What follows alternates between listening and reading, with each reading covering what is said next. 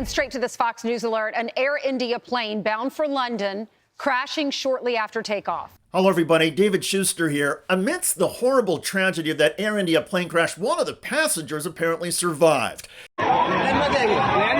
Incredible footage shows him walking away after getting medical treatment. Vishwash Kumar Ramesh, a British national, says, "When I regained consciousness, there were bodies all around me. I was terrified.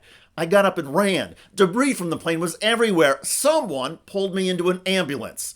Ramesh, who had been visiting his family in India, was in seat 11A.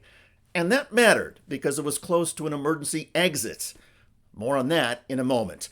Air India Flight 171 took off from Ahmedabad Airport and had a catastrophic lack of lift. This video just came into our newsroom, and our CBS News confirmed team has verified that it is real. You're seeing the aircraft there.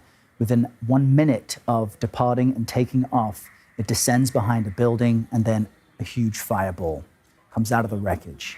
India's top health officials are saying many were killed. Another video posted online shows the full takeoff sequence. This is a Boeing 787 Dreamliner. The Air India flight had 242 passengers on board. Local time, it was 1:38 p.m. in the afternoon. As you can see, the aircraft takeoff along the runway appears to be normal. There is initially some lift, but very quickly, instead of the steeper angle that commercial aircraft typically have on takeoff, this jet appears to flatten out and then lose lift. The plane crashed into a residential neighborhood about a mile from the airport. Here's part of a CBS News report from London. The flight was on its way here to the UK, specifically to London's Gatwick Airport. And having just taken off, that of course means the plane was loaded up with fuel. This was for a 4,000-mile flight for more than 9 hours. The plane apparently went down next to an apartment building and struck part of a youth hostel. And so in addition to the hundreds of people killed on the aircraft, authorities say at least 5 more people in the apartment building were killed. On ABC News, aviation experts say the flight characteristics in the final seconds are noteworthy. This was not a nosedive. This plane had just taken off. We've seen videos circulating on social media showing it almost looks like it's landing. It's coming down at roughly 500 feet per second on a glide scope, so not a nosedive. The landing gear was still down. This signifies some sort of loss of power. And of course, we now know that the captain did make some sort of a mayday call, but then that was it, and we did not hear what the issue may have been. As investigators pull the black boxes and begin to examine data about the aircraft flaps, engine power settings, and even information entered into the computer, attention is building quickly over survivor Vishwash Ramesh. The newspaper Hindustan Times quotes the man as a British national, saying he heard a loud noise 30 seconds after takeoff. At least 290 people have died, according to Reuters.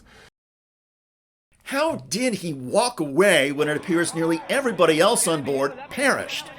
Well, first of all, Ramesh has been confirmed as a passenger on the flight. He was on the manifest and showed his boarding pass to reporters while being treated for wounds. Reporters say Ramesh suffered visible injuries to his chest, eyes, and feet. Secondly, Ramesh and his brother, who was apparently killed, were sitting in row 11. In the seating configuration of this Boeing 787 Dreamliner, it put them towards the front of a section of Economy Plus seats and near an exit door. Also, Ramesh was sitting towards the front of the plane just ahead of the wings where the fuel tanks are located. In other words, he was situated where the fire would be the least intense. In many crashes where passengers survive the initial impact and debris, they still die because of the subsequent fire and smoke inhalation. Finally, experts say Ramesh survived largely because of luck. The breakup of the aircraft with all of the destruction and pieces will often block or impede a passenger's escape. But in this case, Ramesh, once he regained consciousness, had a path to walk away. Family of Ramesh say they have spoken with him and that he has, quote, no idea how he got out. Just looking at that photo of what looks like the tail of the plane sticking out of the building, I mean, some of the wreckage here, it's hard to even believe when you look at the images coming out right now. What's your reaction to that? Well, my reaction to that is that it indicates that the airplane came in at a kind of a flat angle, and that is what we see on the videotapes as well. They had nowhere to go if they didn't have any engine power. And Sam, any sense of any communications issues with air traffic control? Well, we heard the Mayday call go out, but then again, as I said, that is it. But you just mentioned the tail, and we see that image on the screen of the tail sticking out of that building. That is going to make it very easy for investigators to pull the black boxes, because that's where they are stored on the airplane. Authorities in India say the death toll from this crash is more than 250. That includes passengers, flight crew, and even medical students who were in a college hostel when the plane hit part of the building. On the aircraft, the only survivor is Vishwas Ramesh, a British national who was in the right place at the right time and is now an air disaster miracle. By the way, here in the United States, Donald Trump White House Press Secretary Caroline Leavitt just condemned the January 6th Capitol insurrection. No, not really. But her words about attacks on police in Los Angeles are striking in the context of the January 6th riot. These attacks were aimed not just at law enforcement, but at American culture and society itself.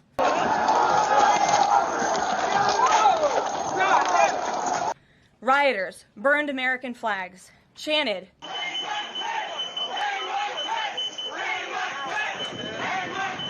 and spray painted anti-American slogans on buildings.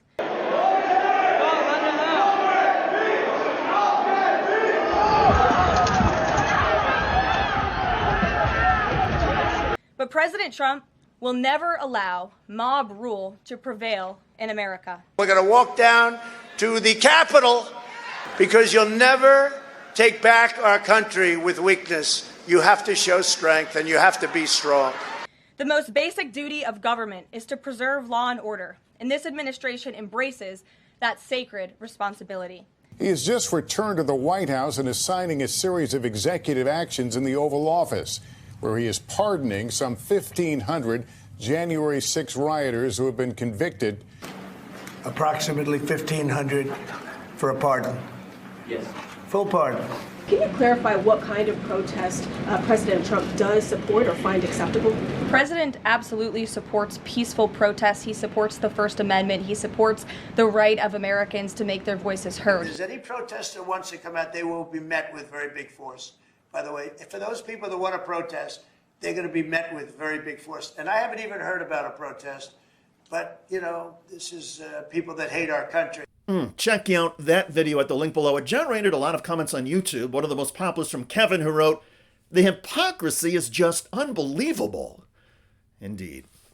I look forward to reading your comments about the sole survivor of the Air India crash. I'm David Shuster. Thanks for joining us.